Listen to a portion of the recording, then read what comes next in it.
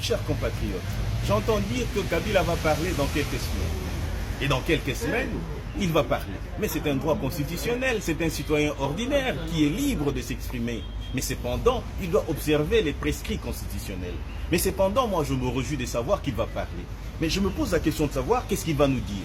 Est-ce de nous dire qu'il veut nous présenter des excuses?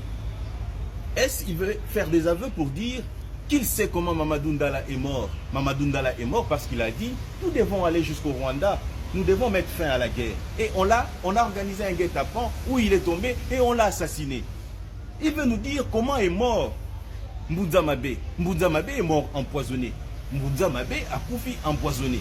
Il veut nous dire comment est mort Baouma. Et effectivement, tout ça est mort sous Kabila et il sait comment.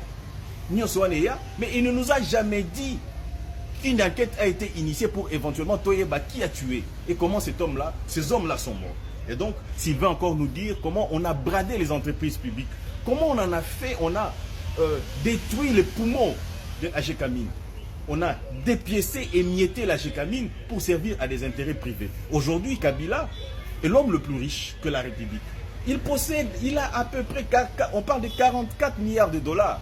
Je n'en invente rien, c'est Forbes qui l'a dit. S'il veut nous présenter des excuses pour nous avoir placés dans ce gouffre dans lequel nous sommes en complicité avec Paul Kagame, eh bien ces excuses seront les bienvenues. Kabila, s'il veut parler, il veut encore nous dire que l'infiltration au sein de l'armée. Aujourd'hui, la difficulté avec l'armée, c'est qu'il y a la traîtrise. Vous avez suivi par vous-même les chefs d'état-major général les clamer tout haut, dire que Milo Kwata ya Muke li solo ya Pamba Batuba solo li pembeni ebimi kepa monguna. Mais c'est l'héritage que nous avons hérité de Joseph Kabila. Il veut parler pour nous dire quoi? Que la vie est chère. Oh là là. Mais il nous a laissé quelle unité de production, Joseph Kabila? Il devait en principe nous dire, je vous ai laissé telle industrie, je vous ai laissé telle chose, et vous les avez détruits. Qu'est-ce qu'il nous a laissé?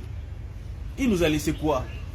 Il nous a laissé quelle unité de production? Il nous a laissé quelle monnaie?